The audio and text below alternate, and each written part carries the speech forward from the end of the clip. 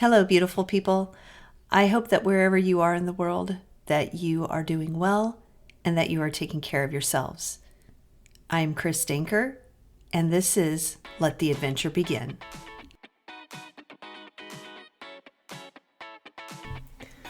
Let the Adventure Begin with Chris Danker podcast. I receive James Clear's newsletter once a week. He's the author of the best-selling book, Atomic Habits. And if you are interested in his newsletter, I'm going to put a link in the show notes so that you can subscribe to it if you'd like to. And it's called 3-2-1. So there are 3 ideas that he presents from him, two quotes from others, and then a question to consider. I love this newsletter because it's a quick hitter. It's 5 minutes tops. I enjoy the question to consider because I will often use that as a writing prompt, either for a writing piece itself or even just as a journal prompt. This week I want to dive into one of his ideas. James Clear said, "Chase your desired lifestyle, not your desired title. People are blinded by statuses and labels.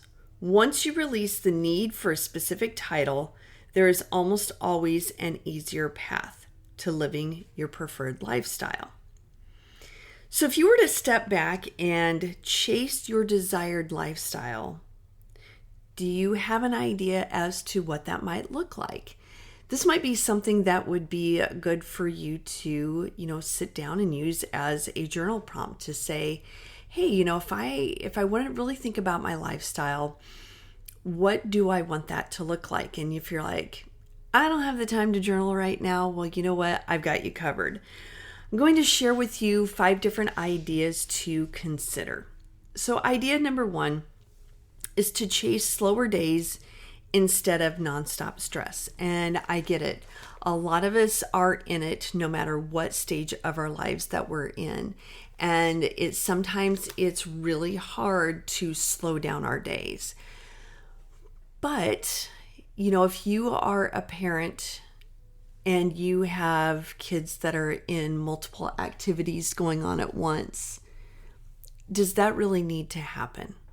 I mean, really think about that. Does it really need to happen? Do you really need to go from point A to point B to point C, back to point B, back to point A, over to D? You get the picture. You're always on the go. What would it look like if you and your family had a slower day?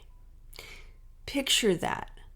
What would it feel like? Or even if you can't picture a day, what would a slow afternoon or a slow evening or even just 30 minutes to an hour? And if you're not in that family situation and it's you and your partner, or it's you, what does a slower day, what does slower time look like for you? So you can chase that slower time, those slower days, instead of that nonstop stress. Number 2, boundaries that protect your peace.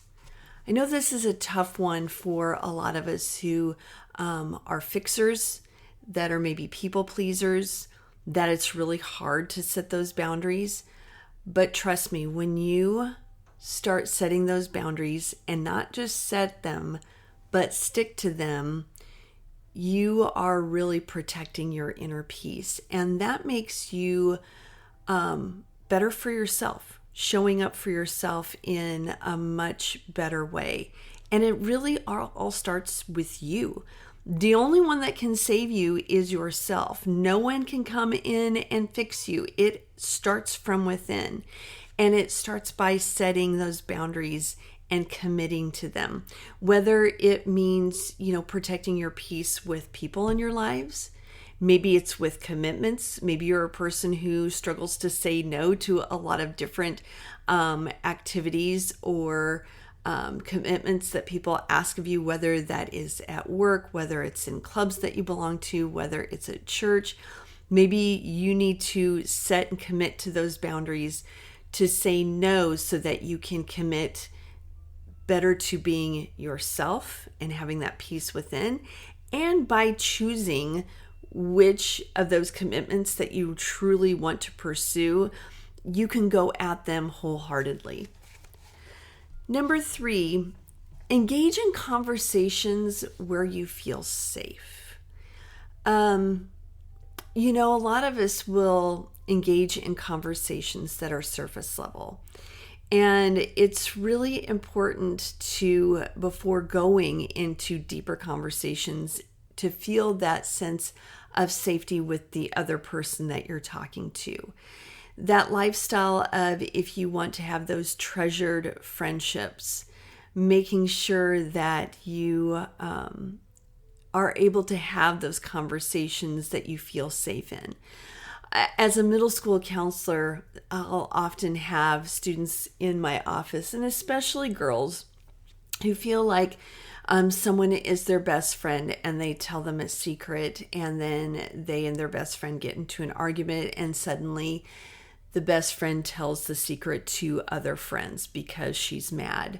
Or maybe there's not even a falling out. Maybe the friend just tells others because she can't help herself. And inevitably, there's a lot of hurt feelings because the secret is out. And I often tell students that, well, once you tell someone, it's no longer a secret. And, knowing that you have safe space in those conversations is really important. And to be choosy as to who you're having those conversations with as a lifestyle, choosing your pace, choosing your lifestyle, and who you want to have conversations with. Number 4 is resting without guilt. There is and I think our culture is really starting to change, but we have those people who have that hustle mentality that, I get 4 to 6 hours of sleep, at night at the most, and I'm doing just fine. And I say, no.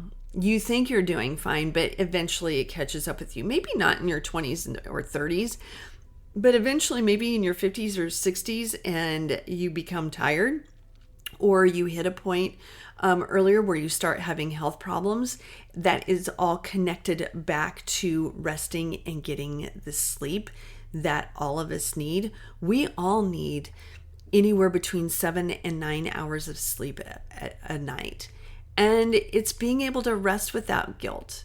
That those people who say that they function just fine on 4 to 6 hours, like I said, they are burning the candle at both ends, and at some point they're going to lose out. They're going to lose out on energy, and they're going to burn out at some point. But when you take things in moderation and you give yourself the rest that you need and honor that, that is, definitely something that I have learned to chase in my life. That is kind of a non-negotiable for me. I've always been a person that if I get less than 7 hours of sleep in, even over a couple of days, it really catches up to me quickly. It always has. So I learned that really early in my life, that I needed a certain amount of sleep. And that was definitely something that was, like I said, a non-negotiable for me.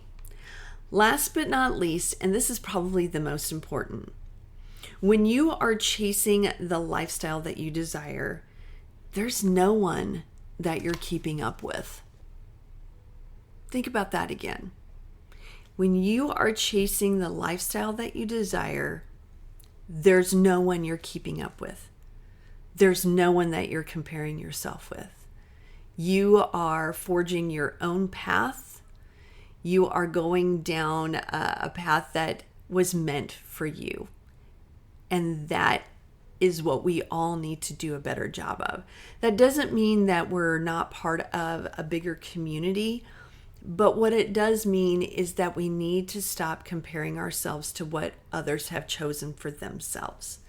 So again, I posed the question at the beginning of, if you were to step back and chase your desired lifestyle, what would that look like? And like I said, if you're not sure what that might look like, do a journal over it, use that as a writing prompt.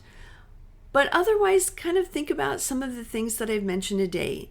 giving yourself slower days instead of nonstop stress, setting boundaries and committing to those boundaries to protect your peace, engaging yourself in conversations where you feel safe, rest without guilt, and last but not least, realizing that there's no one you have to keep up with. I hope that you have an amazing rest of your week, and until next week, let your adventure begin. Peace.